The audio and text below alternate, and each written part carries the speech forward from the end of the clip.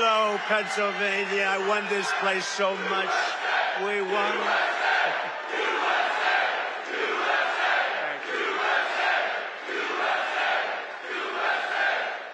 Well, I'm thrilled to be back in this incredible Commonwealth with the proud, hard-working patriots of Lehigh Valley. And I'm also proud to say I won this state in a landslide. We won it by so much. And remember, I had the couple of little statements, too big to rig. Make it too big to rig, because these people cheat like hell. They cheat like hell, but we won it by a lot. And maybe we should run again. Should we run one more time? I'd like to do that. But I got more votes than any candidate in the history of Pennsylvania. Can you believe that, Bo? You would have gotten more. And today I'm especially honored to be here in the place that builds some of the toughest vehicles on the road, Mack Trucks. Mack Trucks is doing a great job. We have all of the Mack people, the chairman. We have the whole group of here, all the leaders, the big guys. They're trying to get a contract for 15,000 trucks. 15,000. I said, that's a lot. I said, how many are you looking for? 10, 15? No, 15,000, sir. That's a lot of trucks. For more than 100 years, this legendary company has been making trucks right here in eastern Pennsylvania, building the heavy-duty machinery that keeps our economy rolling, our factories moving, and our industries roaring all across the nation.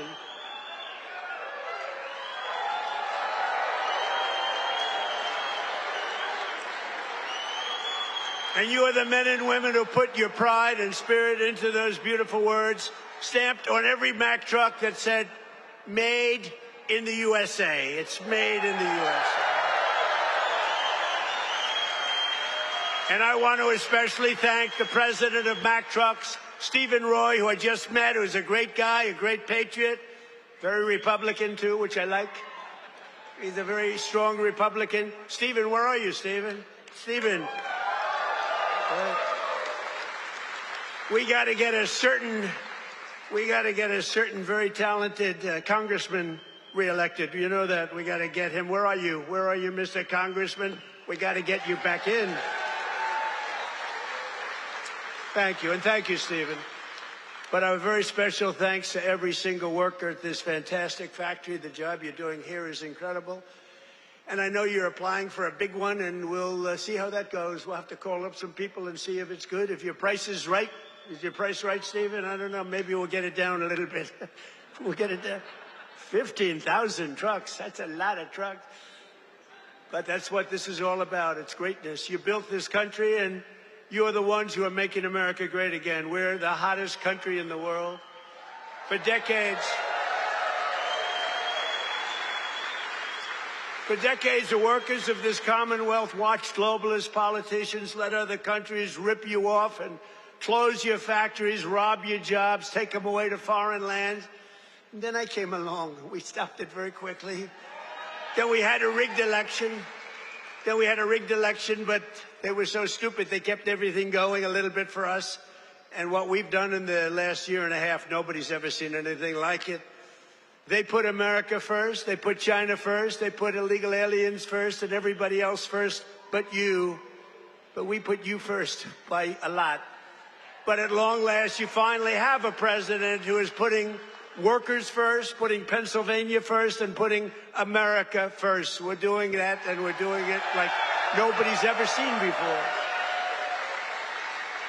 And starting on my first day back in office, and this goes all the way back to 2016, too, but right from a year and a half ago, nobody's ever seen anything like this. We're the hottest country anywhere in the world by a lot. But I stood up to the trade cheaters. They're cheaters and abusers and violators of the world like no president has ever stood up before. And now I'm standing up again because Iran cannot have a nuclear weapon, if that's okay. And we're doing quite well. I placed 50% tariffs on foreign copper, aluminum, and steel so they couldn't come in and steal your jobs. and sometimes even more than 100% tariffs. They weren't going to come in from foreign lands and steal your jobs. If they wanted to come in, they pay 100%, they pay 200%, they pay I don't care what it is. They're not going to steal your jobs, okay? And they stop.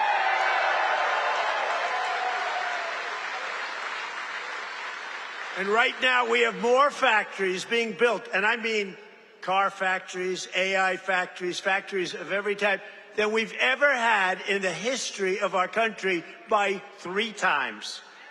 That's because they didn't want to pay the tariff. How don't you pay a tariff? You build your factory here and you hire American workers. It's quite simple, actually. But as you know, I placed a 25% tariff on foreign automobiles, and very importantly, I posed a 25% tariff on medium and heavy-duty trucks so that Mack Truck could do very well with its factory in Pennsylvania. But all American roads will be filled with American trucks very shortly. Very few people are able to compete with us anymore. They used to rip us off. It was like we were a bunch of babies. American labor worked with us, too. I just met the head of your unions, and they've been terrific. They work with us, and they're fair. They treated us good. Maybe we can negotiate a little bit tougher. Where the hell are the union guys? Those guys are great. They're great. There they are. I want to just say hello. We gotta make sure you vote for our congressman here. I'm not doing this for my health. Right? Muser. We even have Muser here. That's right. Within a single year of taking office, I slashed trade deficit with China by the largest amount in the history of trade. And we, by the way, have the biggest trade deficit cut in the history of our country, 67%. Think of this. We had a trade deficit. We cut our trade deficit. If you're a president and you cut it by 1%, they say, oh, you're doing a great job. 2%, you're a genius. I cut it by 67%. That's why you have all of these factories being built. And they'll soon be opening. They're already opening. But when those factories are opening, I don't know what you're going to do. You're going to negotiate very good salaries, that I can tell you, because they need you. In many ways, they need you more than you need them. American exports to the rest of the world are up by $150 billion. You hear that, Bo? It's not bad. You're going to wrestle a long way to make that. Bo is going to have to win a lot of tournaments to have to make that money. Think of it, $150 billion up. We never had that. We always have losses. We take in much more than we send out. Now we're up $150 billion, and that's nothing, because when all these factories are opening up, Mr. Senator, another great one. What a great senator you have. Did you fight hard? David, did you fight hard? He was with me at, I think, every stop. I said, where the hell is David? He's right there, sir. And he's working hard, and he's a great guy, and he's working very hard for you. But a short time ago, we were a dead country. We were laughed at all over the world. We were a dead country. People were laughing. They were saying, what the hell happened to that country? The king of Saudi Arabia said it 2 years ago. I was over there. He said, you know, sir, 2 years ago you were a dead country, and now you're the hottest country anywhere in the world. It's true. And we're hotter now than we were then.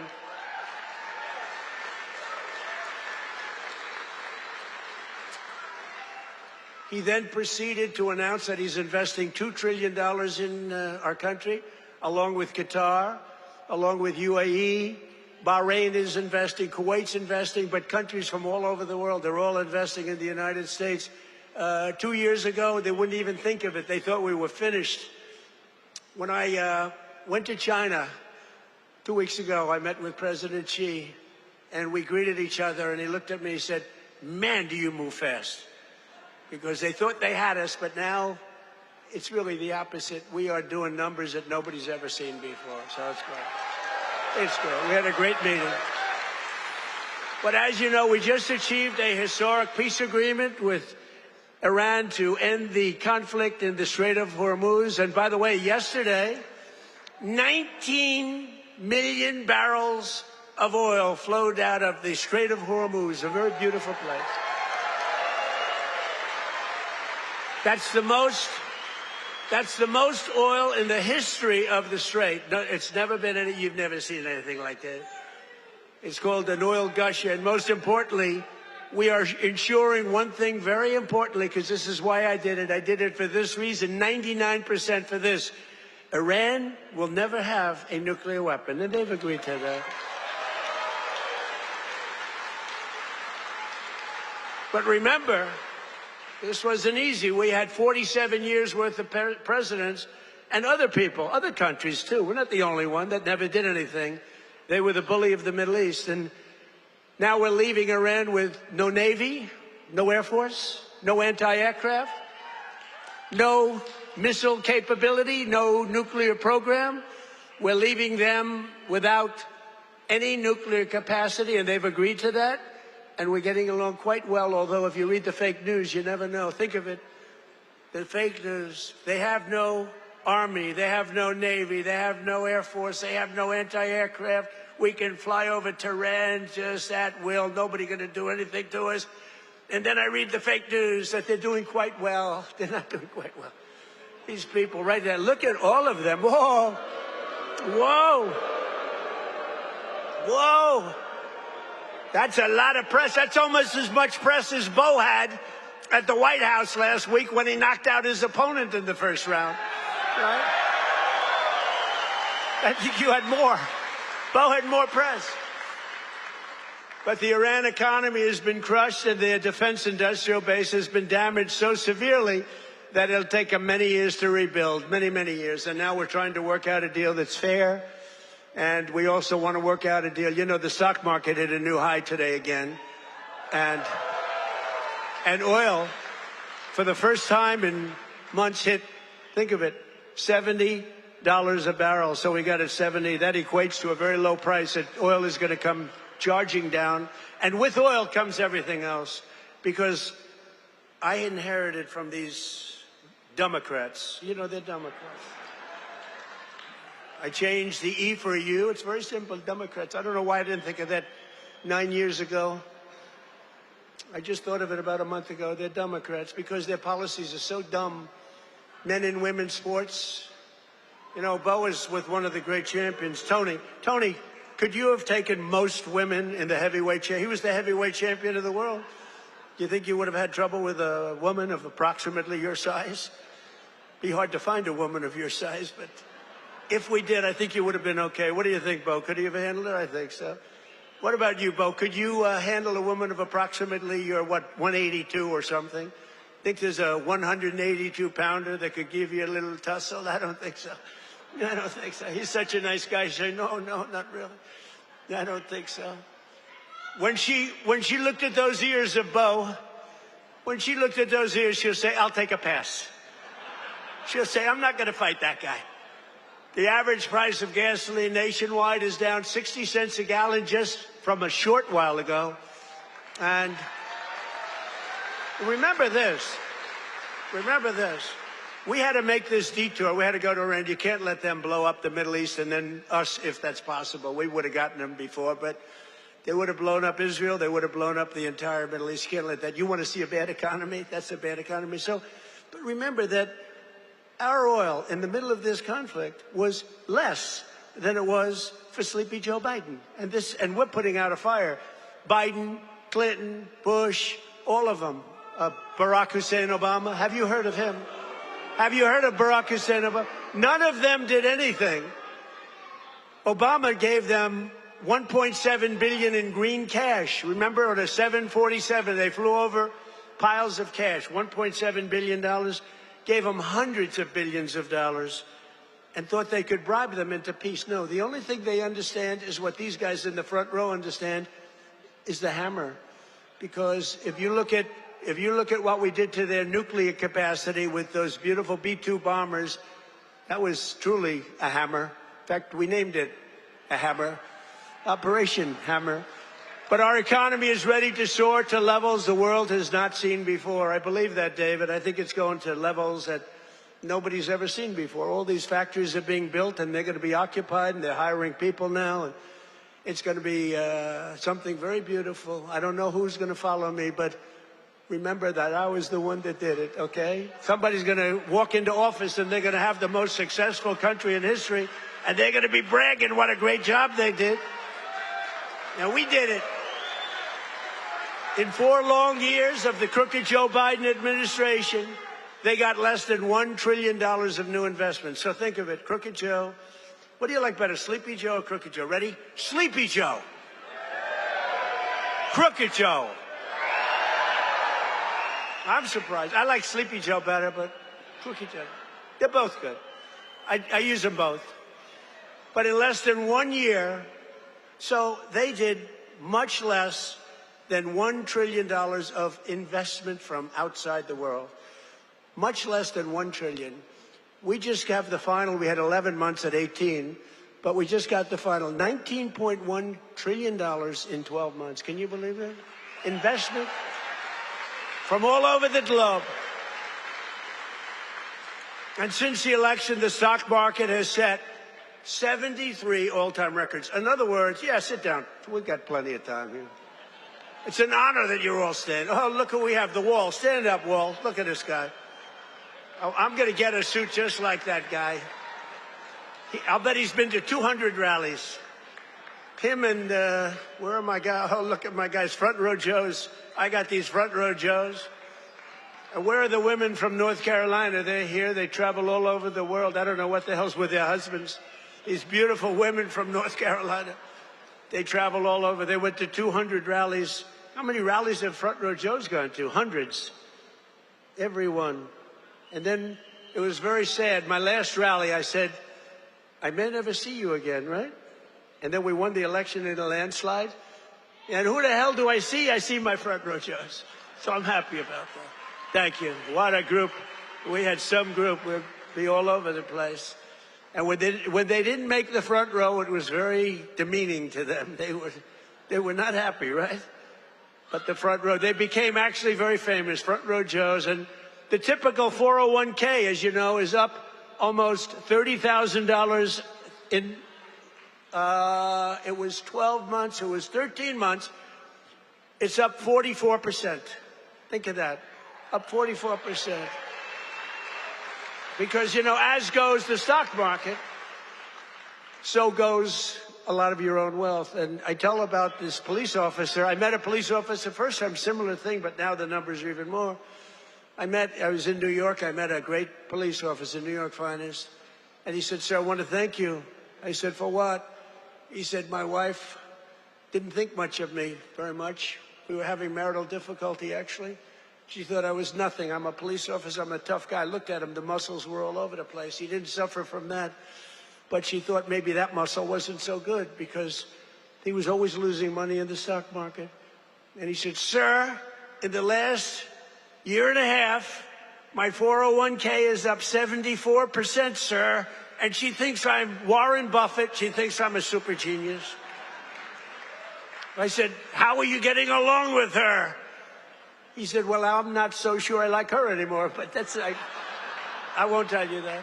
I refuse to say that. He's getting along just fine. But a lot of people have come up to me, David, and they thanked us. 401ks, you know, the stock market. Who has a 401k here? Yeah, look, a lot of people. More Americans are working today than at any time in the history of our country, and we've created over 32, think of this, 32,000 new jobs just starting in Pennsylvania alone. David, you have to get credit for that.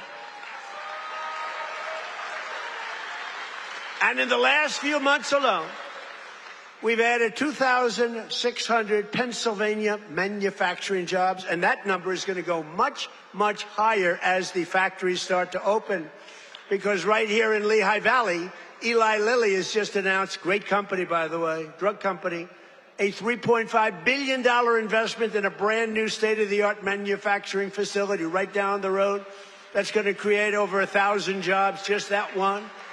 Nokia is investing $30 million to expand its semiconductor testing and packaging operations, thousands of jobs. And B. Braun has announced a $20 million expansion of its medical device manufacturing operation in Allentown. I love Allentown. I love any place that votes for me. which is the entire state of Pennsylvania, the entire Commonwealth. Never make the mistake of using the word state. Well, I'm not sure that people care, but the Commonwealth of Pennsylvania voted for us at levels that nobody's ever seen before, David, and you too, and we're proud of you because you had guts. This man had guts. He lost one time to a tough candidate, then he did it again to a tougher candidate, and I tell him if he didn't win, his wife, who's a beautiful woman, would have left him. I'm telling you. Dina, she would have left him, so he had great courage doing it a second time. He was a very successful guy. He ran. Stand up, David. She would have left. I was so worried because he's a friend of mine, and that was a tough race. You know, he was running against a guy 24 years that his father was in for like 30 years. That's a long time, and he had to beat him knowing the pressure. That's called pressure. Knowing his wife was gone if he didn't make it. She was gone 100%. But he's married actually to a terrific woman. She probably would have stayed. I'm not 100% sure. And last year I saved a great American company, U.S. Steel, and we're keeping its headquarters in Pennsylvania where it belongs. And $17 billion has been invested by a great company in saving U.S. Steel. They were gone. I think they were closed up and they were ready to go. And now they're building factories like nobody's ever seen. They're expanding the operations and building a couple of brand new steel plants. They're up to over $17 billion, which is a lot more than they even told us, because they've fallen in love with this Commonwealth. They've fallen in love with your whole area, the people. I think they've fallen in love with the people more than anything else is what they told me, because they've done more than they said they would. And thanks to our great Republican majorities in Congress last 4th of July, I proudly signed the largest tax cuts in American history. We gave you the biggest tax cuts in American history. Not bad. Not bad. We delivered no tax on tips, no tax on overtime, and no tax on Social Security for our great Pennsylvania seniors. No tax. And our tax cuts are projected to boost take-home pay for Pennsylvanians by an average of more than $10,000 a year per household. Think of that. Not bad. That alone should win us the midterms. We got to win the Muser. We got to win the midterms. Muser's another great guy. Stand up, Muser. Been with me forever. He was thinking about running for governor. I think he would have won, but he was thinking about running for governor. And I said, I want you to stay in Congress. I want you to stay. And we appreciate it. You've done a great job. But always remember, every single Democrat in Congress voted against our tax cuts. So think of it. All of those tax cuts and many more, they want to raise your taxes, not lower them. They voted against tax cuts. You know, all my life, I sort of been political in that I found it very interesting. I was a very successful real estate person, but I love watching politics. And my whole life, I've watched politicians say, we will cut your taxes. We will cut. I never heard these people say, we will raise your taxes. This country has gotten very strange politically, especially with all the communists that are up for election. You know, you have communists. These aren't socialists. These are communists. And they're all up. How about the guy in Maine? He's got the Nazi stickers. He's got the whole deal. And they're trying to say so for 8 years, 10 years, they said Trump is a Nazi. Now they can't say that anymore because they have a guy with a tattoo on his chest. It's unbelievable. But they voted against no tax on Social Security. They voted against no tax on tips. They voted against no tax on overtime. And if they got into office, you will have all of those taxes and all of that money that you're saving, including the big savings on Social Security. It's going to all be terminated. You're going to have to start paying it. They want to pay it. I don't know what's wrong with these people. They voted in favor of the estate tax or the death tax on your farms and your businesses. You know, farmers and small business people, they love their children. If they love them, it's great. Most of the people love them. Some can't stand. I know people that can't stand their kids. They're not going to leave them 10 cents. But if you love your child, you want to leave your farm, especially from these farmers, it's born in them somehow. They want to have their children on the farm. The children don't want to leave, but sometimes they're they're land rich and cash poor. You know, I've known that expression too. I've oftentimes been land rich and cash poor. It's not a good period of time. And you die and you have a estate and they tax you at 40, 50, 60%, and they end up losing their farm, losing their small business. And in many cases, you don't read about this, they commit suicide. They actually go out and commit suicide because they're forced off their farm by a bank. They have to go out and borrow money from a bank. And they're forced to go out, borrow the money. They're unable to pay the loan, and the bank, even if it's a nice bank, they give them a chance, they give them another chance, and then they ultimately foreclose, they lose everything, and in many cases, they commit suicide. And I said, we're not going to have that crap go on. So you have no estate tax to pay on your small farm, small business, on your farms, your businesses. And you can, if you love your children, you can leave your farm or your small business to your child, and they're not going to lose it. If you don't love your children, then don't listen to what I'm saying, because it doesn't matter. If you don't like them, don't leave them anything. The hell with them. They probably deserve it. But think of it, the Democrats voted against the border wall. The border wall gave us the safest border. We have the safest border now in the history of the country. They voted against voter ID. You know why they voted against voter ID? Because they want to cheat. There's only one reason, Mr. Wall, right? Correct. Correct. Where do I get that suit? One day, I don't know if it's very presidential, I'm going to walk up in a suit with the design of the wall on it. I don't know. What do you think? I already have a lot. You know, I have a very elegant wife, and she says, darling, please, please, don't dance. It's not presidential. I said, but the people love it when I dance at them. And she said, please, please, the men and women's sports, please don't do the weightlifting thing. And don't do the swimming thing. You know, the weightlifter where he goes up, and the record stood for years and years and years. And this young lady, she's trying out for the Olympics, and she's going to do it. And the record stood for 19 years, and they put 1/8 of an ounce on one side, 1/8 of an ounce on the other. They have to understand, Melania, who's now a movie star, she got the #1. Can you believe she hit big with a boom? That's not good. There can only be one star in a family. Please remember that. But they put a little 1/8, like a feather on one side, a little bit, just to break the record. The parents are sitting right there where Big Bo is. He's a nasty guy. That punch he threw, ay, ay, ay. Got to be very nice to Bo. I got to be very nice. Got to make sure he's never angry at me. But she said her parents are right there in the front, and they're so proud. The father's not so proud because he knows she's not going to do it. Because she's a woman. It's a lot of weight. The mother, though, is screaming, darling, I love you. Do it. And she gets over the weights, and she stands there. And then she gets him, and she gets him. And the mother's screaming, darling, I love you, darling. And the father's looking, saying she has no chance. And she's like this, you see it? Drops him. And she's like devastated for the rest of her life. And then a guy comes along who transitioned. That's the term. I've gotten very good at that term. I used to take a lot of heat for my definition of the movement over. But he transitioned. He was a poor, very poor, bottom of the line, male weightlifter. But now he's a female weightlifter. And he looked at the amount. I think it was like 210 pounds or something like that. Well, that's a lot for a woman, but not that much for a man. You could do it with one hand. And he goes, looks down at the weight.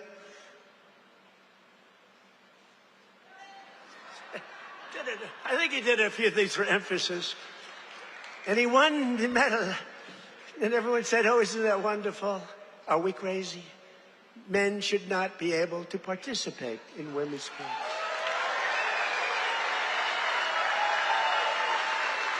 Right? That's a 99% issue. Do you ever hear the fake news? They say, that's an 80-20 issue. No, it's not. It's 99-1. You know, I've been doing politics now for 10 years. Not that long, considering I've won 3 elections, you know, so it does. But we did great in the second one. It was a rigged deal. But pretty short. But with all of that, And all of the time I spend speaking to people, they say, sir, could you cut taxes on this? Could you get me a tax deduction on a car loan? I did that. By the way, I did that. If you borrow money to buy a car, you got to do all these things. They ask me for hundreds of things. Not once did anyone ever come up to me and say, sir, please, this is so vital. You have to be able to have men play in women's sports. Please, sir, could you pull that off? I've never had anyone ask me for that. So I say it's a 99-to-1 issue, not 80-20. The fake news back there, they say, oh, that's a tight issue. But I don't like talking about it because I want them to continue on with that. I want them to continue on with the, they're in favor of the mutilization of your child for transgender purposes, the mutilization of your child. And I would say politically it's a very good thing to run against a person that's in favor of that kind of stuff.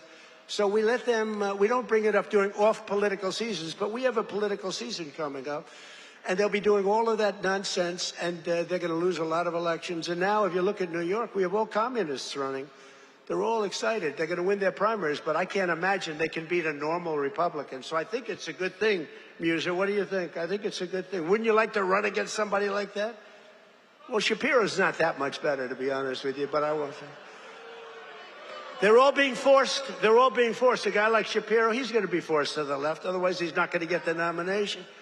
But they voted against proof of citizenship. Think of it.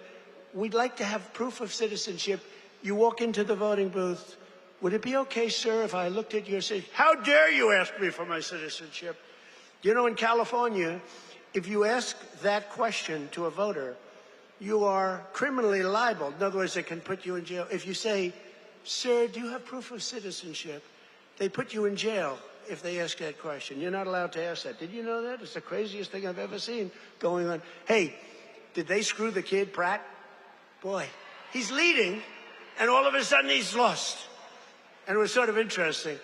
The election, you ever see an election where they're 2.5 weeks in? An election that takes weeks to count the votes? But after the evening, it looked like he was going to win or certainly be in the runoff. And then I started hearing rumors as the days went by, days and days went by, that Pratt is fading. He's fading. I said, they rigged the election. And then lo and behold, he didn't qualify, even though he was so far up in the third place person that it was almost impossible, and he didn't qualify. And then it started happening with the next candidate, Steve Hilton, who's running for governor. He was up in front, just about leading, no problem. And all of a sudden, about 4 or 5 days after, this is after the election's over, they said, Steve Hilton is starting to lose votes. I said, here we go again. And I called up the U.S. Attorney in California. They said, we're going to have a number in the next week. Next week. I called up the very powerful, very good U.S. Attorney in California, and I said, do me a favor. Take a look. They're trying to steal that election, too. I guess they called up. They said, this is the U.S. Attorney call. We have your great U.S. Attorney here today, by the way, and your assistant U.S. Attorney. They're doing great. David, thank you. But so over the next week, he was definitely going to lose, but the U.S. Attorney called. We want to check your votes. About an hour after the call, ladies and gentlemen, Mr. Hilton has won. So had I not made that call, Steve Hilton would right now be watching the election from home. So I don't know, he would have a great chance, but the election's totally rigged. California's totally rigged. All mail-in ballots. It's a disgrace. We got to pass the Save America Act, okay? Got to pass.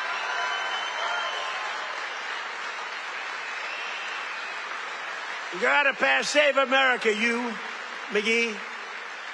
Look at these guys. What love.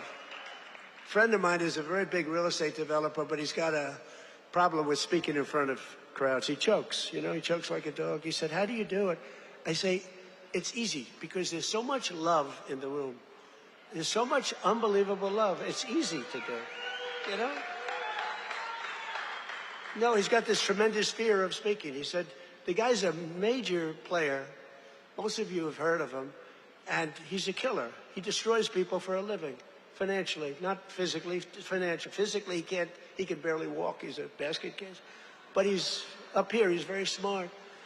And he destroys people. He's very rich. But he can't get up in front of a crowd and talk. I said, what's wrong with you? He said, I don't know. I have a fear of crowds. Do you believe it? all sorts of people. You know, a lot of people want to do what I did. A lot of people, well, David did it. David was very successful, but he's a great speaker. But a lot of people, they say, well, Trump became president from being a very successful businessman. He became president. I want to do it too. And that's when they find out that they might have the flaw of speaking, or even worse, is a terrible past. You know, the past will come out to haunt you. It's not an easy thing to do, but I love it. You know, I say it's real easy to do when you have people that love you. I guarantee, who here voted for Trump? Yeah.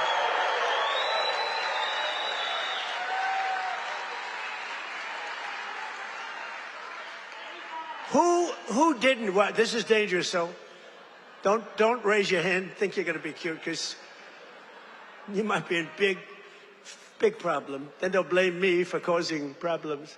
Who did not vote for Trump? Young man, he wants to be. He's a young man. He thinks he's being cute. As he gets pounded on. No, he just said, no, I did. I was the first. He said, I'm the first in line. But the Democrats voted in favor of Iran having a nuclear weapon, and they voted against military spending. But I overrode that. Let me tell you, if the Democrats get in, your 15,000 trucks that Mr. Roy is looking to get are dead. They're not going to have 15,000. They're not going to have 15 trucks. They'll be back to the number I originally guessed, right? How many are you making? 15? 15,000 trucks will be down to nothing, zero. And they'll make you put electric on it, you know, electric, so that when you're in the middle of a jungle someplace and you need a charge, where's my charging booth? As opposed to carrying a nice tank of diesel on your back, throwing it in and taking off, right? Where's my charging booth, they'll be saying. They created the strongest military in history, and you see that with Venezuela. Venezuela, one-day operation, like, great. Good army. And now we're making a lot of money with Venezuela, and Venezuela is doing great also. It's a happy country now. But it took us exactly 48 minutes to win that war. We have the greatest military in the world, 48 minutes. And we've paid for the cost of the war, wait till you hear this, 28 times already. More, but 28 times. So the cost of the war, we've already, because we brought millions of barrels of oil out, and we're getting along great. The people running it, they're our people, they're great people. And the people are happy in the country. They have smiles. They were miserable. They were starving. But they have a lot of oil under that ground. You know how you find oil in Venezuela? Just look at the ground. You'll see oil bubbling up. They have so much oil. They don't know what to do with it, but they had a bad system. They're making more money now for the country than they've ever made before, and we're making a lot of money too. But also Iran, we knocked them out. 1 week, it was essentially militarily over. Much bigger country, 91 million people. And much different ideology. The ideology of the Muslims is slightly different than the ideology of the Catholics. We have the Catholics and the Muslims, slightly different.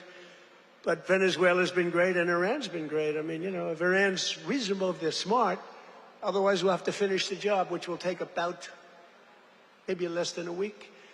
But they're going to be okay, I think. They're going to do what they have to do because we want to have it done. But they voted against lower energy prices, the Democrats did, and then they went on to create the highest energy prices that we've ever had in the history of our country. People don't realize that.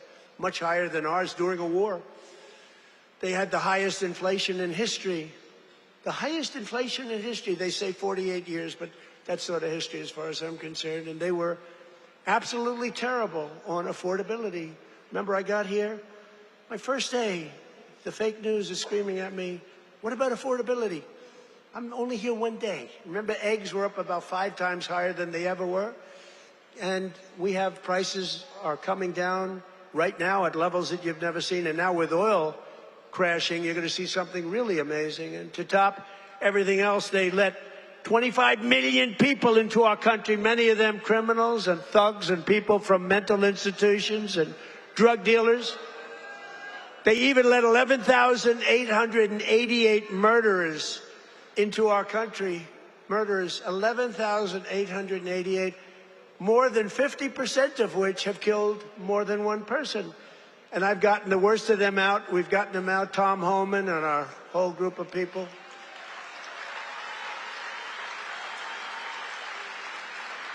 But the Democrats want open borders, and they want them all to come back in. You can imagine that. The people of this Commonwealth will never let that happen again. What they allowed to happen to our country, we can never allow to happen again. As an example, the war with Russia and Ukraine would have never, ever started if I were president. We can never let elections get rigged again. But we're pleased to be joined today by one of those Pennsylvanians who's benefiting from the historic tax cuts, Sergeant Sam Elias, with the Bethlehem Police Department, who's a great guy. Ooh, they know him. Sam works the night patrol so that he can help his wife take care of their 6 beautiful children during the day. And I'm told their youngest is named Melania. Can you believe that? They named Melania. Where did you come up with that one? After our great First Lady. So Sam is taking home thousands of dollars extra because of no tax on overtime. And Sam, do you want to come up and say a few words? Come on up. Come on up, Sam.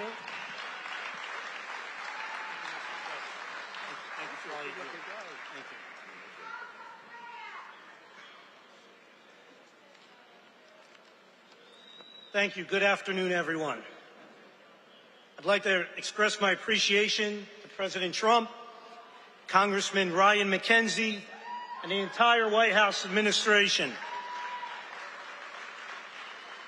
As a father of 6 children in a single-income household, I can tell you the Working Families Tax Cuts is a policy that helps my family. Hard work should pay off, not get punished with higher taxes.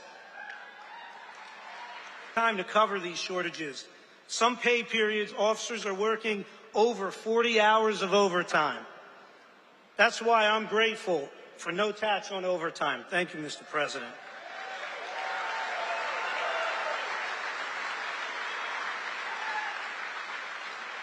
I'm also thankful for the support President Trump and Congressman McKenzie have shown for law enforcement.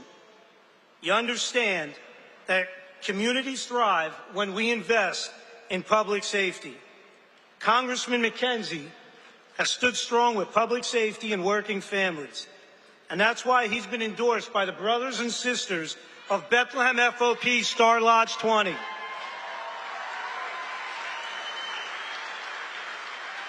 Congressman McKenzie has been on the front lines in supporting public safety. He secured $700,000 for the Bethlehem Police Department for much-needed technology and equipment upgrades at our police department, along with bringing home $1.6 million in funding for volunteer firehouses and infrastructure. Thank you, Congressman.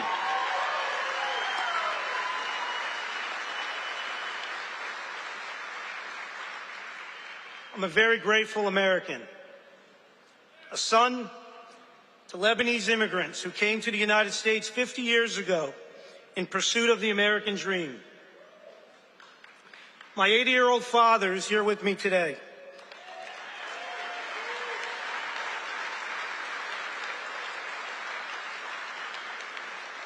He would often tell me, work hard and it'll pay off.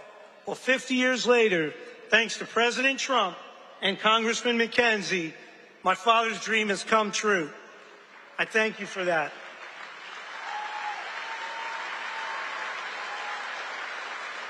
Thank you. Additionally, thank you to President Trump and your entire administration. After more than 50 years, the Lebanese people finally have an American ally who advocates for a sovereign and independent Lebanon governed by the Lebanese people. Thank you for that. Mr. President, you have the support of almost 20 million Lebanese people worldwide.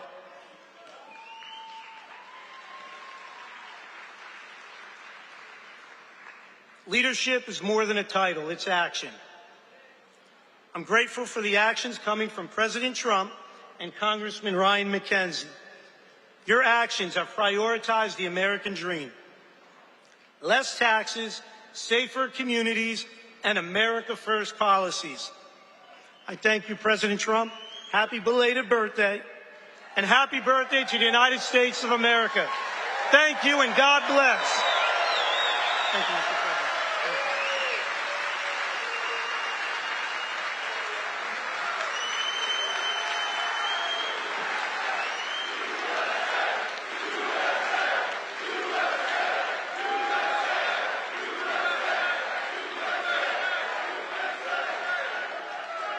Thank you very much. You know, I just looked at all these pages. I said, oh, we're in trouble. But you know what? That was good. That was a good job. I was a little worried when I saw the pages after page. Very good. Great job. Sam, where's your father? Hello, Pop. How are you? Got a good boy. Got a good boy. Yeah, taking care of your people. So our administration is also delivering one historic win after another for another group that works a lot of overtime, and that's our great auto workers. We have a lot of auto workers in here today. But just as I promised, the UAW workers, and we did great with them. You know, Republicans, I don't know, for whatever reason, they don't do like I do. But in the campaign, I ended Biden's insane electric vehicle mandate, that crazy mandate, which meant that in a short while, all cars had to be all electric, and many of them would be built in China and others in foreign countries all over the world. That's what was going to happen, and I stopped that. I ended it in my first week in office. I ran on it. And you know what? If you like electric cars, I think that's great. I wouldn't say Elon was thrilled with what I did, but he understood that. But if you like electric cars, I think it's great, but you have to have the right to buy a regular, I mean, we have more gasoline than any country anywhere in the world if you want to have gas. If you want to have a hybrid, you can have whatever the hell you want, including electric. But I terminated Biden's disastrous fuel emission standards that would have crushed Mack trucks. Mr. Roy, your company would be crushed if I didn't do that. You wouldn't be bidding on anything, neither would anybody else. It was the most insane environmental regulations ever conceived of by man. It was totally unreasonable and ridiculous. And you can sell trucks for much less money that are now much better trucks that work, that actually work. And we made interest on auto loans, fully tax deductible, but only if you buy a car that is made in the USA. Otherwise, we're not interested. Otherwise, we're not interested. And I saved the auto manufacturing business in America. We have more auto plants being built today than we've had in 60 years, and I think maybe ever. And bigger and better. They had a big one in a certain state that I love also. I love a lot of places. And they took out this old plant, but it was big. And I said, did you redo it yet? They said, we're not redoing it. We're ripping down and building a brand new one, a beauty. You know the one I'm talking about, David. But we're pleased to be joined today by Pat McHugh, a Marine Corps veteran, a great guy who spent 28 years with Mack Trucks. And he leads the cab assembly and serves as new product line launch leader. It's a big deal.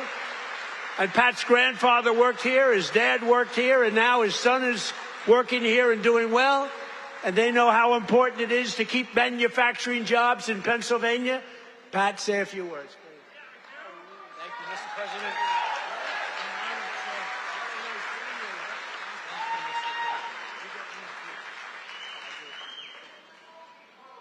Wow. Good afternoon, Mr. President. It is a profound honor and privilege to have you here with us today to help celebrate the upcoming 250th birthday of our America.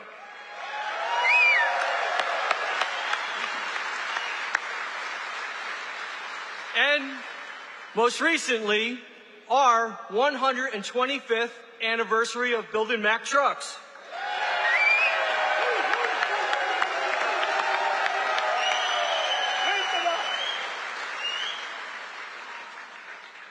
My name is Patrick McHugh, Jr., and I am a proud Marine Corps veteran.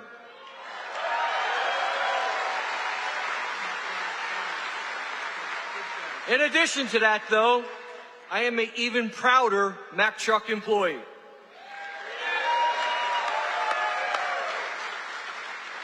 Standing here with me today is my father and my son, both Mack truck workers. Together, they have a combined 78 years working experience building the greatest trucks on earth.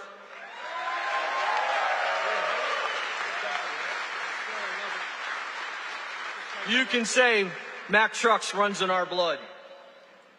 At Mack Trucks, we work hard to build the trucks that help build America. And we are proud that those trucks are built in the United States of America.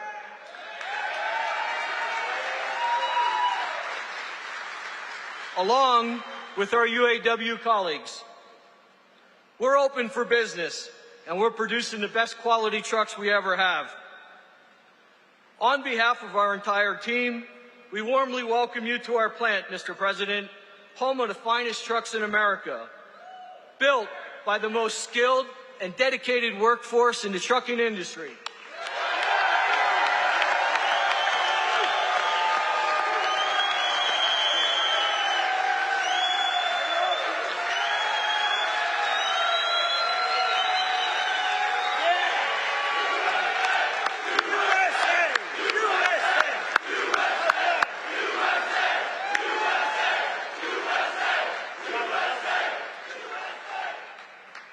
So, Mr. President, I want to say thank you for choosing to highlight Mack Trucks on your visit today, and thank you for supporting our American workforce.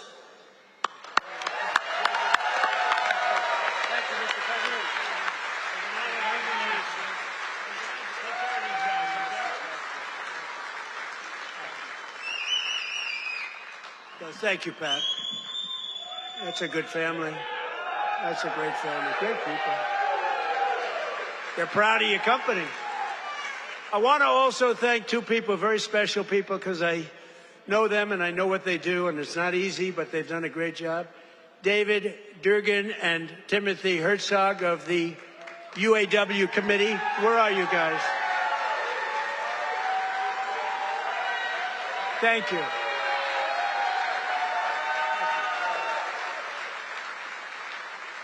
They do a good job representing you. Ease up just a little bit so they can get the contract, okay? Just a little bit. Thank you, fellas. Get this congressman elected. That's what you got to do. But we're pleased to be joined also by Labor Secretary Keith Sonderling. Keith, where are you, Keith? Where's Keith? Hi, Keith. Good job. Is he treating you guys good? Is he all right? He better treat you good. A very special guy, somebody that everybody wanted. I have to tell you, everybody wanted him. He's some person. He was actually an astronaut. He went out. He made a lot of money because he's smart. And he's now the NASA administrator. You saw that rocket 2 months ago up and go around the moon in record levels, the furthest any ship has ever flown, and come back. And he's working very heavily on the moon. But what he's done with NASA is amazing. And he's a very special person and a brilliant one, Jared Isaacman. Jared, thank you.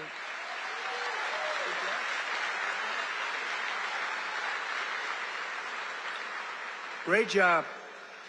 As well as, I introduced him a little bit only by the name David, because he knows me, and I know him by David. But David McCormick is your senator, and he's a brilliant person, brilliant businessman. And he loves the Commonwealth. He loves Pennsylvania, and this is where he wanted to be. And he had a rough fight. This is a rough beating, like 24 years, and a father for 24 years. I don't know. I said, I don't know. You sure you know what you're doing, David? But you won, and you won easily. And I'll tell you what, you have a great senator, one of the best in the country. So I just want to thank you very much, David. Thank you. And 4 warriors for Pennsylvania in Congress. These are warriors. Lloyd Smucker is here. Lloyd, thank you. Thank you. John Joyce is here. John, thank you. Dan Muser is here. Thank you. And these guys are all in good shape, but we got to get Ryan McKenzie elected. We got to get Ryan. I'm not here for them. I'm here for him. We got to get Ryan elected. Run up here, Ryan, fast. Nobody wants to hear you. Come on, just run up. Nobody wants to hear you, Ryan. do what David did. He'd go up for 1 minute. Thank you very much, everybody. It's nice to be here. And everybody thought he was the greatest speaker. Okay. Say a few words. Absolutely. Well, Mr. President, I can't thank you enough for coming here to the Lehigh Valley, highlighting the great men and women of Mack Trucks, doing all the work that you do in Washington, D.C. for our veterans, our first responders, and everybody across this country to continue to maintain America as the greatest country in the world. You are the president that is fighting for all Americans. Thank you for being here, sir. Thank you, sir. Great job. Thank you for being here.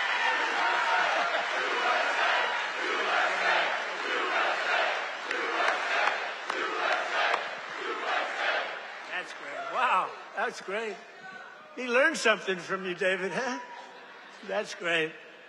We also have one of the greatest writers anywhere in the country who knows more about the Commonwealth of Pennsylvania, I think, than anybody. She's a terrific person. Right from the beginning, she said Trump is going to win, therefore I like her. She said Trump is going to win in 2015. In fact, she wrote an article in 2014. She said this guy Trump should run. I hadn't thought too much about it. I was having a lot of fun putting up buildings, but she was very early on, and I really mean it. I don't think there's anybody that knows more about. They used to call it the Rust Belt. I call it the Money Belt now. It's gone from the Rust Belt to the Money Belt. Either one is okay, but there's nobody that knows more about it than Selena Zito. She's fantastic. Where are you, Selena? Where are you, Selena, with your beautiful daughter?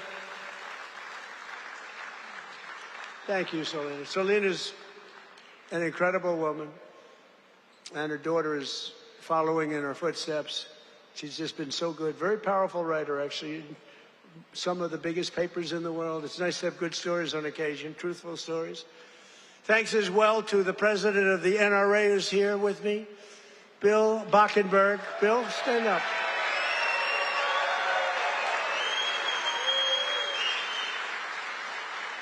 And they always give me their endorsement because I saved the Second Amendment, and you think it's easy. On occasion, it was not easy, right, Bill? But we did it. We did it with your help. And we're doing a couple of other things, working with you and your people. But I think you've done a fantastic job. The NRA, everybody, they really have been. They've been with me right from the beginning. And Bill asked me, would I support the national right to carry legislation? How do you feel about national right to carry?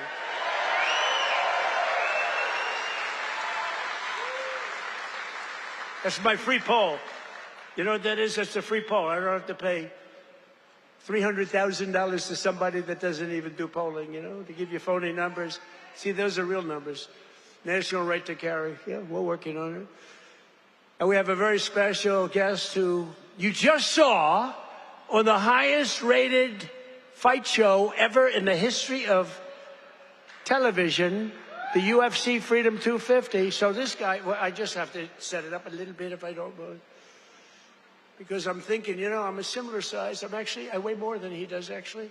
So therefore, I have a tremendous physical advantage over him. His muscles are slightly harder and slightly younger. He's a lot younger. But I think I can do it because I'm a great athlete. He knows I'm a very good golfer. And I'm much better off on the golf course against him than I'm on the wrestling mat. But he went virtually undefeated. I mean, he won 4 years. He was the top wrestler. His friend, Tony, who's another champion, I'll introduce you to, Tony. But these two guys were on the Penn State team. And Bo Nickel went, I mean, you couldn't defeat the guy. And then he had every battle. I guess he was a 3 or 4-time All-American. But then he turned pro and he went to the UFC. Did you find them tougher? Yes, a little different. You know, a little different. But he's won just about everything. But he had a big fight last week with a lot of pressure, with the White House in the background. And he's a guy that I like. I met him a while ago. I looked at the ears. I said, man, this guy's a fighter. You can tell a lot by the ears. And he told me, no, he doesn't mind the ears. He likes them. It's almost a symbol. For great fighters, it's a symbol. That's why I'm worried about you, Tony. You have pretty normal ears. But I got to know Bo a little bit, and I got to root for him. I almost felt like his father up there. His father's great, but I felt like his father, so I was nervous for the fight. And he was fighting somebody that Dana White, the great Dana White, he's a phenomenal guy. He said, no, Bo's got a tough one tonight. I said, why? Why do you do that to him? Because if you lose at this night, it was the biggest audience they've ever had, by far. The whole world watched it. The people at the White House, we had 5,000 seats around the cage we built, and we had 100,000, more than 100,000 people in the park right next door. We had the largest television audience they've ever had, by far. They said, why do you have to give him such a tough opponent? He was pretty tough. But then it happened. So Bo is known as a great wrestler because he was the best wrestler by far in college. Nobody could beat him. And I figured Bo would be wrestling. But no, he wasn't wrestling. He was punching. I said, Bo, grab his legs and start wrestling. That's what you do. But he didn't do that. He didn't listen to me. And he got a shot off that was brutal. And in the first round, right, knocked him out. He was really knocked out. Great fighter. The guy was a great fighter, is a great fighter. So I just want to thank, he's from Penn State. He loves Penn State. He is the NCAA wrestling champion. And just fantastic. And his friend, and you probably know, is also, I think you were roommates, right? That's a tough room. I wouldn't want to fight these two guys. Let's go pick on those two guys. I don't think so. But he was the heavyweight. And he lost a lot of weight. He weighed 35, 40 pounds. I asked him, how much did you wrestle? About 40 pounds heavier. In other words, you want to live, right? You decide to lose it. But he was also the champion, NCAA champion, and his name is Anthony Cassar. So come up here, fellas, because I want to just ask the audience a question. Come here. Come here, Bo. So here's my question. If I work out for the next couple of months, really work hard, lifting those weights, and really, really work, could I beat Bo or Anthony in wrestling? You're very disloyal. You're very disloyal. Say a couple of words about your fight. Thank you. Appreciate it. Wow, what an honor to be here. I think walking up here, I was almost as nervous as the fight, but it feels like a fight. Yeah, it feels like it, but this is exciting. I'm grateful to be here with everybody. So grateful to President Trump for making an event that, in my mind, never seemed possible happen. UFC Freedom 250 on the White House lawn. Unbelievable. I don't think there are too many presidents that have the courage to do something like that, and, just so unbelievable. For me, both my parents were high school teachers. My dad was a wrestling coach. My grandpa was a wrestling coach, and I grew up around sports and just competing from 5 years old. And so to be able to do something like that is a dream come true. And it's just through hard work, effort, discipline, and a lot of time in the wrestling room, a lot of time in the cage that I was able to do that. And that's really because America is the land of opportunity. And if you set your mind to something and you feel passionate about what you do, you can accomplish anything. And thank you. I don't want to take too much time, but I want to tell a quick story about the first time I met President Trump. It was in 2019 at the White House, and our team and I won the Nationals, the NCAAs, and at Penn State, we are. Let's go. And we were given the opportunity to meet President Trump, and it was really special because he took a lot of extra time to talk with us as wrestlers. I think he respected the wrestlers a lot, and I told him that when I'm done wrestling, I was going to fight, and he asked me if I needed a manager. And I thought that he has better things to do than that, but really since then, I feel like we've had a special connection that I'm extremely grateful for. And, fast forward 7 years, I'm fighting on the White House lawn, and I turn and look at my corner, and President Trump is right next to him.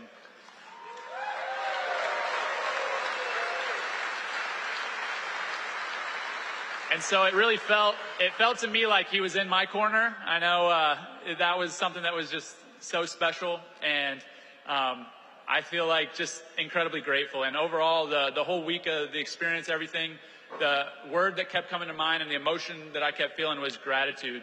And I'm grateful for President Trump, grateful for all my friends and family and supporters, and I'm grateful to be an American, and it's the best country on earth, and God bless you all.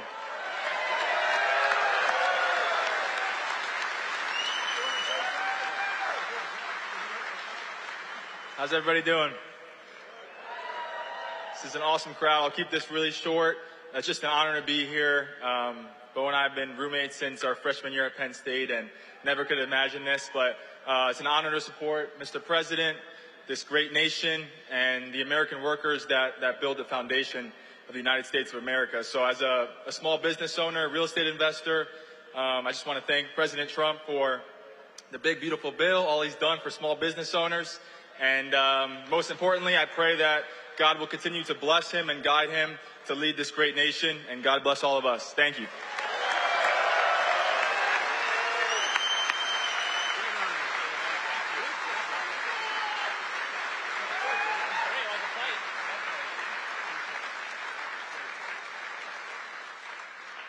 Two great champions. That's great. It's good to have them here, too. We have a lot of champions in the audience. These are two very special people. When you do that, I was saying to myself, you know, going into that ring and you got all these people, we had the richest and the biggest politicians. We had the biggest of everything. You couldn't get a ticket. The tickets were selling for some crazy numbers, I heard. We gave them away to everybody, but somehow some got out. And I was saying that's a tremendous amount of pressure. And you're fighting the toughest people on earth. I mean, these are the strongest, toughest men on earth. No women in the crowd, but which is nice. But these are the toughest men on earth, and it's tremendous pressure.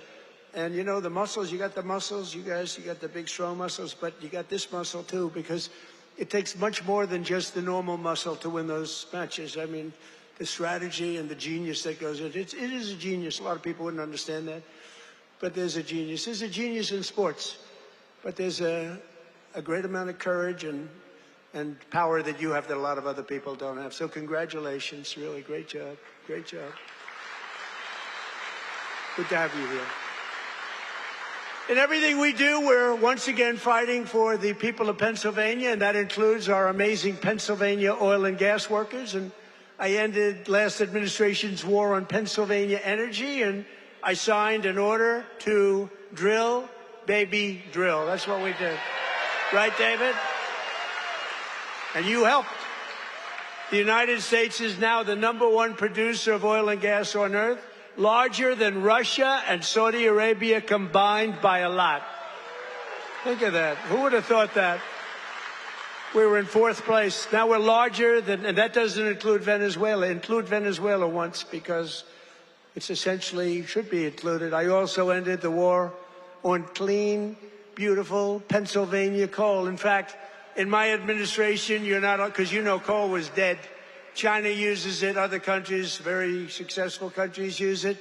The unsuccessful countries use wind, those beautiful windmills that blow around and round and don't do anything except cost you money. Every time it goes around, you lose $10. It's supposed to make money with energy, not lose money. No, wind is every country that's using wind is a disaster.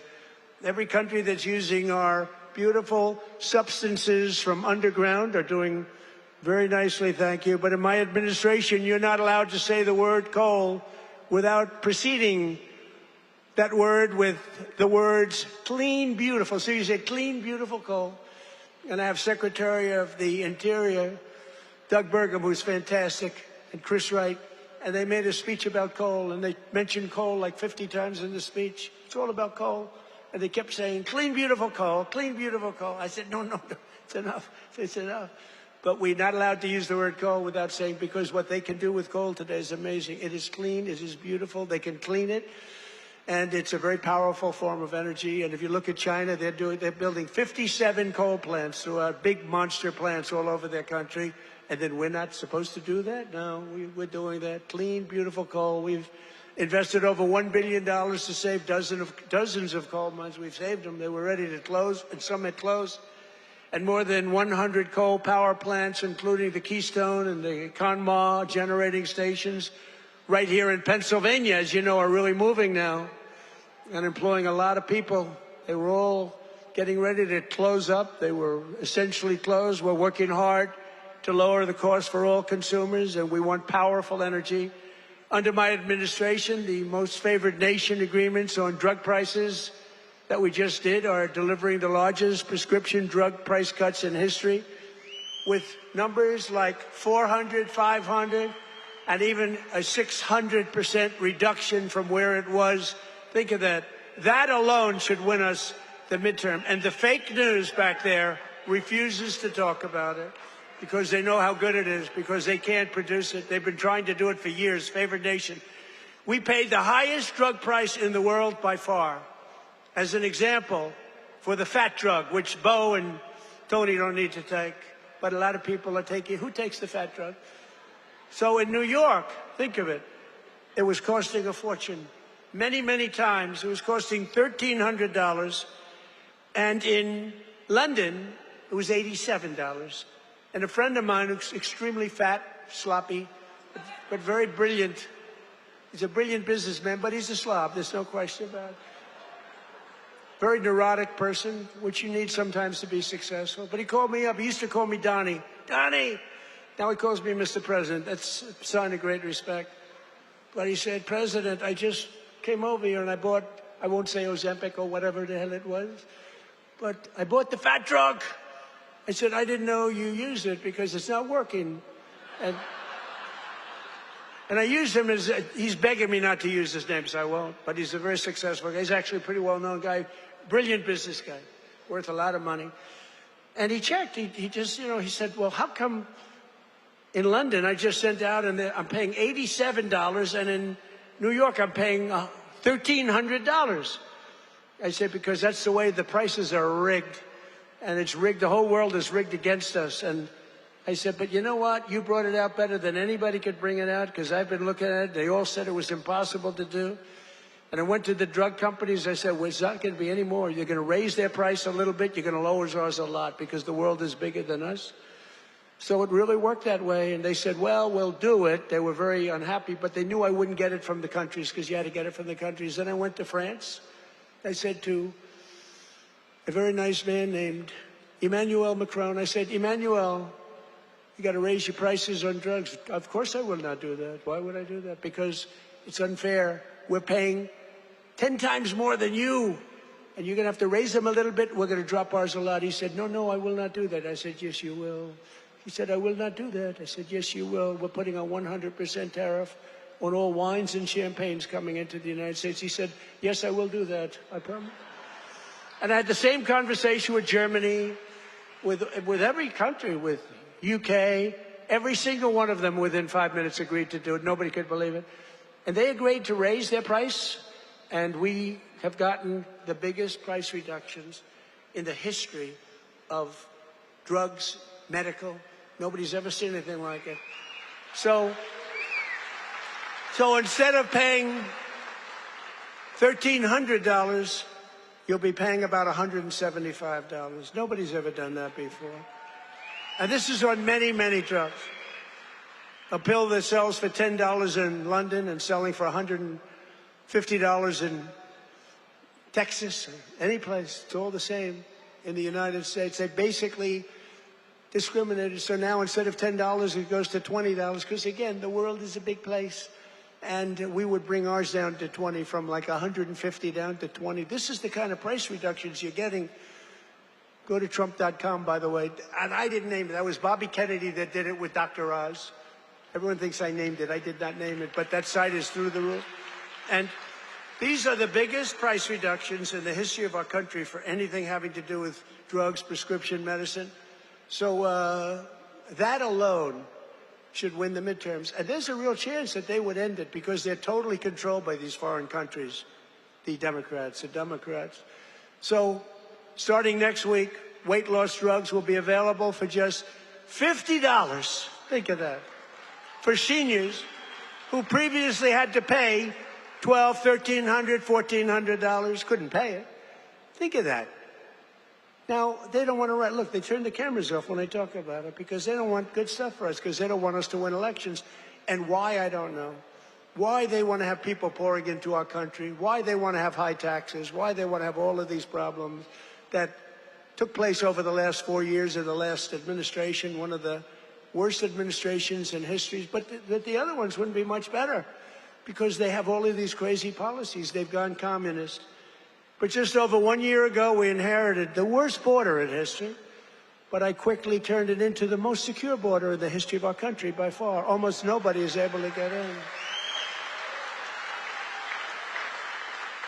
And in the past 13 months, and this is a chart kept by generally Democrat people, in the past 13 months, 0 illegal aliens have been admitted into the United States. Think of that. 0. And even I find that hard to believe, but it's 0. I mean, they'd love to have it be high, but we can't do that. We have a country, and we're going to run it well. We don't want to have prisons released into our... Some of these countries were emptying their prisons into the United States of America through the southern border. Prisons, prison population. Some of the countries had no prison population left. You know what that saves them?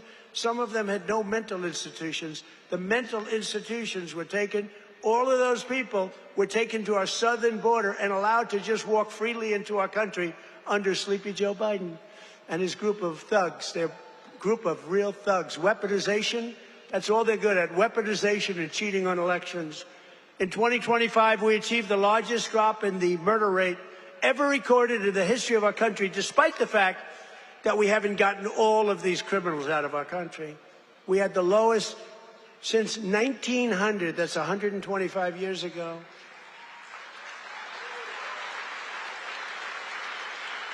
And we cut the flow of fentanyl across our border by 56%. That's a big number. And we cut the flow of illegal drugs coming in by water, coming in by ocean or sea. We cut it by 97%. 97.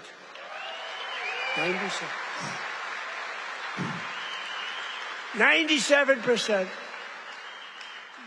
It's very drastic, but people aren't traveling that way too much anymore. We have the most powerful. I built the military in my first term. We used it in my second term, more than I thought, but we have no choice. We have no choice. But think of it. We cut fentanyl. For years, they've been interdicting. They've been grabbing boats, bringing them in, putting them in court. They go out by the same night.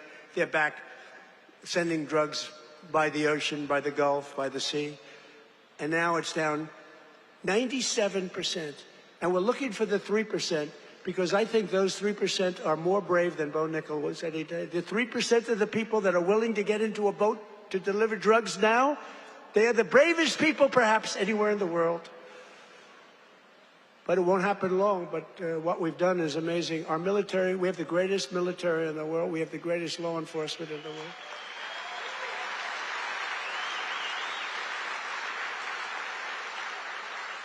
And we have the highest number of recruiting.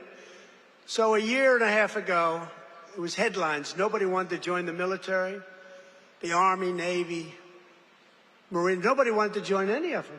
Air Force, Space Force. I love Space Force. Coast Guard. Nobody wanted to join any of the military. They had tremendous recruitment problems. And even it carried over to the police. You have great police here. The police and the fire departments. Nobody wanted to do anything with the name America, anything with the uniform. And today, we have the highest recruitment, the most successful recruitment. Every single slot is filled. And that includes, they want to be policemen, and they want to be firemen and women. So we went from the least successful in our history, David, to the most successful in the history in terms of recruitment. It was very embarrassing. A year and a half ago, 2 years ago, and it all happened from November 5th. That's when we won the election.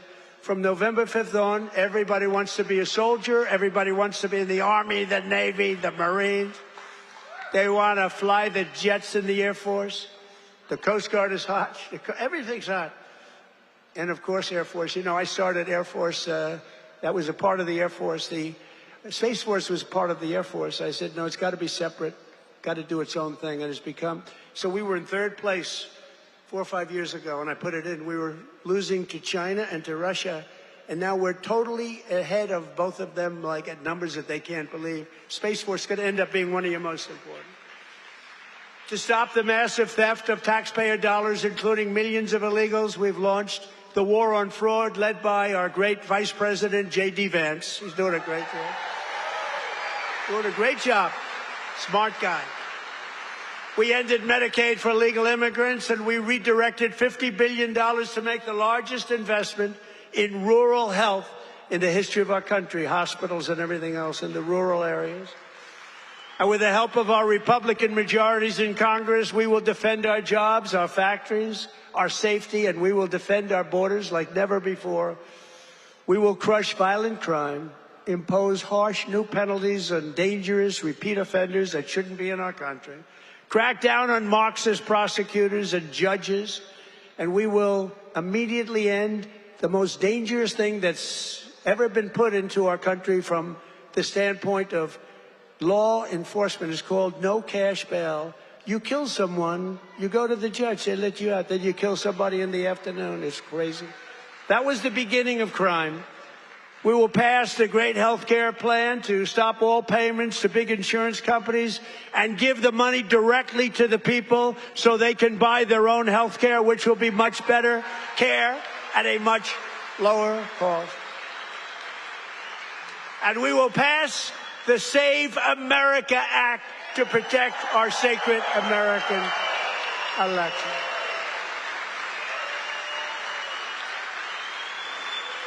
And in the Save America Act, it's very simple. All voters must show a photo, voter ID. Very nice. May we see a picture, please? All voters must provide proof of citizenship.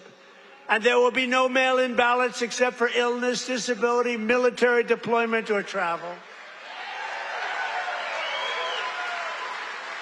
And we will also, in that same bill, enshrine in permanent law no men in women's sports and no transgender surgery for our children. So together, with the help of patriots throughout Pennsylvania and all across the land, we will make America powerful again. We will make America wealthy again. We will make America healthy again. It's all happening. It's all happening. We will make America strong again. We will make America proud again. We will make America safe again. And we will make America great again. Thank you very much. Thank you. Thank you, Pennsylvania.